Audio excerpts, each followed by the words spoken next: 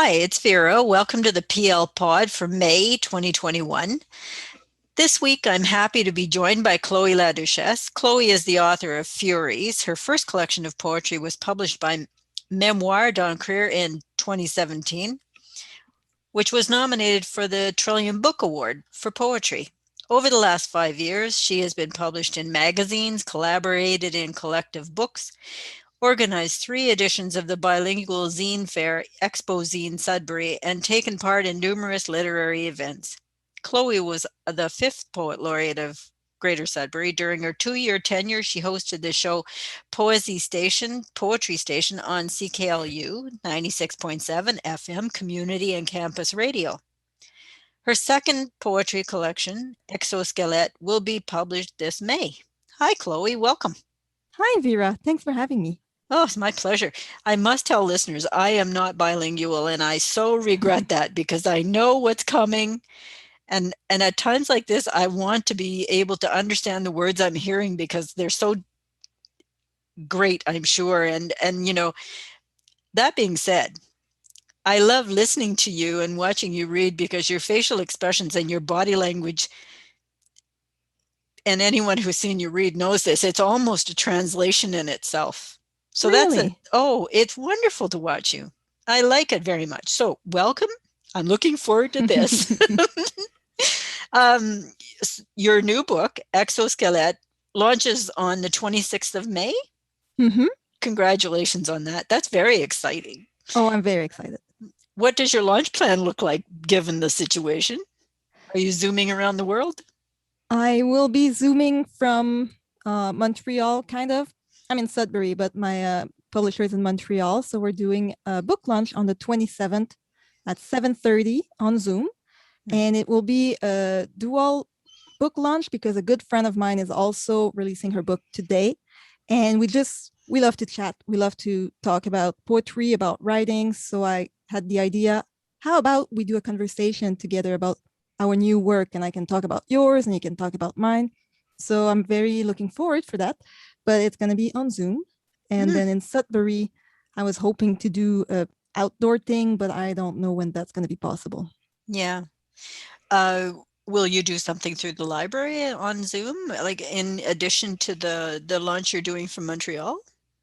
I would like to. I have to talk to Pierre about that. Summer's coming, so it's a bit harder to get people in front of the computers. That's true. Although I think a lot of people like myself are looking for things to do, and the Zoom thing has been great for me.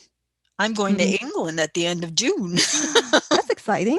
Well, yeah, on Zoom, and I'll be Yeah, but reading there, and that's exciting.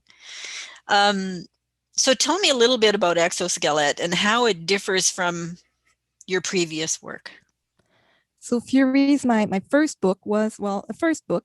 So I had this idea of 3 characters that we were following, and it was strongly related to mythology. This new book, Exosquelette, is closer to me. It's some sort of self-portrait, and it's really, that's something they don't do much in French, but it is in sections, like there's themes per sections, and Sudbury is very present in the first one. It was very important for me to talk about what's going on here and all the little beauty that I see, because it's I find trying to find them makes me see them, and then I can write about them. But it's a twist in the way I look at things, and I have decided to see them, and that's what it gives. But I have other sections about ex-lovers. They can all suffer. I don't. Yeah, and well, it's not always happy, but it gives good poems. Yep, I'm in your camp. And I have some poetry about, well, it's about Mike Tyson because I love boxing, but it's also about who gets to tell the stories and who gets to decide which stories are being told and what is the truth. Because there's a documentary about Mike Tyson, which is basically a big advertisement for him. So that inspired me some poems about that. That's funny because I love boxing too. Everyone always wants to know when you're a poet, and we just heard a little bit about how you created these poems, but like, Do you have a process that you go through other than looking for the beauty in things and letting that inspire you? Well, now that I'm working on a novel, I have to have a process because it's a longer piece and it's really hard on my brain to follow like from week to week. So I write every week, every Sunday, and then every now and then I give myself a break when I reach a goal or a step. So my next book of poetry will be way more organized. But these are poems that I've accumulated over 4 years. And I've been, of course, selecting the ones that work together, but it was not planned as one project. It was just when I would be inspired, I would write. And sometimes I put myself into prompts. Like I remember once I took there's a bus that goes from downtown and it goes all the way to Cape Rio and it comes back. It's a loop on Sundays. Now it's not a loop anymore, but it used to be a loop. So I would just sit on the bus for an hour and a half and write, look through the window, look at the people and write. And that's the kind of thing I like to do, to put myself into observation situations and try to see if I can get something out of it. Sometimes it doesn't work, but sometimes I get to see and to think about new things. That's a great idea. I'm a people watcher, so sometimes when I'm looking for something to, get me started, I like to sit where there are a lot of people walking around, which has been very hard during this COVID Yeah. time. So I had to look for new ways too. I've never thought about getting on a bus and just, going, but that's Well, a I've really done good idea. some of the poems have been written in Rimouski. I took a seminar, like a master's creative writing seminar. It was for 2 weeks. We were just writing and talking about writing all the time. It was very awesome. Rimouski is a beautiful city it's the river, but it's the sea. Some people have different opinions. And we did that there. Some of the things we had to do was to put ourselves in situation. And we did try the bus thing and we went to the beach, of course, and we went to all sorts of places, but I really enjoyed being in movement, but not moving because when you walk, it's hard to write. Yeah. Uh, and I don't record on my phone when I'm out. I also carry a notebook because I find it the slower activity of writing in a notebook for me, although I am slow on my phone as well. I think writing in a notebook sort of transfers the thought from my brain down my arm and onto the page. It takes a little longer for me to write it out by hand. And Mm-hmm. then I think the thought process is slower and it develops the idea even more as I'm writing it. Well, there's a And Latin philosopher that said that the writing itself is to be found in the slowness, how do you say that, of the hand, that it emerges from that very slow speed of the hand. So it's like a way of thinking while doing. I think I agree with that. That philosopher was right. Not that I would know. Um, and so we've talked about what sparks your imagination and creativity. And your novel, what inspired a novel? Well, I've always, I'm a huge reader. I read a lot. I love novels. I love all genres, but poetry is easier in a way. It's not easier, but it's short pieces. So you can do a little bit here, a little bit there, but a novel to really go into the depth of a place. My novel is also very Sudbury. Uh, it's it's a challenge and it's harder than I thought it would be. So congrats to all the novel writers out there. But I like the idea of having characters and having conversations, for example, and having them do stuff that I don't approve, but to explore that part of me that is curious about how people act and why they act, something I cannot necessarily do in poetry. I agree with you. That's a really good premise. And I think that we all have curiosity about things we don't do and don't understand really. And writing about it has often cleared things up for me when I'm writing about people that I can understand. For example, in situations where someone chooses to stay, even though it's a bad situation, why do they stay? That Mm-hmm. fascinates me. And, I think I get it now. It's been years. um, uh, will you read something for us now? Yes. So it was also a challenge for me because this book of poetry, I wanted it to be longer because my first one was short with short poems. So I was like, I'll give more poems and they'll be longer. So, but it's still not very long. Mm. Si je fige le temps, ne me remarquera pas. Apnée contenue sur la paume d'une main, je ne respire que lorsque les vents rugissent. Plie, déplie le plus petit muscle, celui qui permet au corps d'imploser. And the second one. Où sommes-nous déjà? Le lit gêne des marées successives, le nord gît par terre, entre tes pelures et mes bras de mer. Je me suis noyée. Le fond brillait mieux que la surface. Once again, all those people who can't see you. That was very lovely. If you say, so this is a full collection though. Yes. So how many poems are in there? Well, see, that's again, I don't know. In French right now, we don't necessarily give titles to text, and it's like one big suite of poems. So that's like 5 big suites of poems, and the book has like 128 pages. Mm. So maybe there's, I don't know, 110 poems, and then, you know, the first pages, the last pages, right, where the publisher put their little things. Mm. Do you write any other form of poetry besides print poetry? Like, for example, do you do spoken word? I have been doing for the past 2 years now poetic editorials. So it's on Radio-Canada. It's the afternoon show. Every Friday they have a poet deliver a piece that they have written, and it has to be inspired by what's going on in the world. So it's longer pieces. It's 6 minutes long. As you could hear, my poems are usually about 20 seconds. So it is a form of spoken word because you have to captivate the listeners and repeat some stuff so that they don't get lost in the way. So I've been working on ways to do that, but still being poetic, like not just telling a story, keeping the poetic part, but making it last longer and keep the attention of the listeners.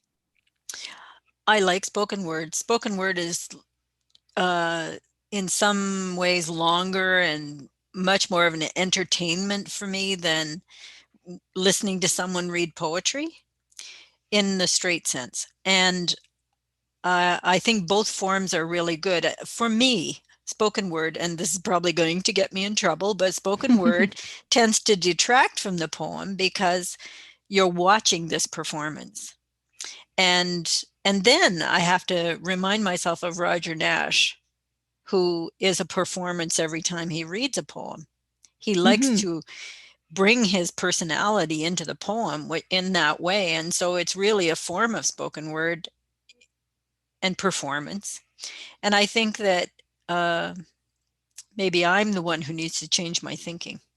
And do you want to mention your Radio-Canada thing again? What time it's on? And oh, well, it's every like 6 or 7 weeks because we're 7 poets in the bunch. So it's at the Jonction 11-17. So it's the afternoon show in French, and it's on Fridays. Usually it's at 5:45. So you can hear lots of very nice poets, but it's not always me. But they're also good. And I have to say, yes, there's a part of spectacle in spoken word, but the same for my editorial. It's a context. You know, if you write, for example, if you write something very sad, you won't read it in a humor show. So I think there's a way of writing for a specific audience or to have a specific reaction from the crowd. And these are all different things. There's not one poetry. There's all the poetries. And there's also very boring poet reading. And there's some very charismatic poets reading. And I don't understand how they do it. I wish I had their charisma. So maybe one day. But yeah, I'm very curious to see how people do it. How do they captivate their listeners with words? well, don't you think the words captivate on their own? Like you're giving a message to someone here, and when you lean in and give them your message, they're listening to you, and I think you captivate them in that way. Do you mean that you want to emotionally affect people? Because you do. Well, for example, I studied in Spain for a semester, and we had that one professor who was on sick leave for most of the semester. But one day she came in finally, and she The class was full of foreign students barely speaking Spanish. They were always chatty. It was always a very loud class. No one cared. But then she came in and she read us that Luis Cernuda poem, Si el hombre pudiera decir. And she started reading and the class went quiet. Like she had that way, that presence. And it was from her. The poem is beautiful, but if someone else would have read it, it would not have had the same impact. And the same, I have been reading, I have a very funny poem. Well, it's very funny for some people. I've read it in bars and people were like folded in half laughing. And I've read it in other places and people did not care at all. They barely clapped. So I don't know how to do it, how to connect with every crowd or how to make it happen or make it happen a bit more at least. But I don't think every piece is going to respond with every audience. I mean, I think the audience changes and it's the change in the audience that brings the charisma from you to them. Like if the audience responds to you and then you are drawn into them, that's what creates that melding of attention, don't you think? Yes, but there's definitely people that are better than others to do that. That's so that's true, what I want to learn. I hope it's a learned skill and I hope I'm not too late to pick it up too. Oh, I love hearing you read. You're just like, I don't know, precise. I don't know how to say it. You know, you're fully there. You're reading.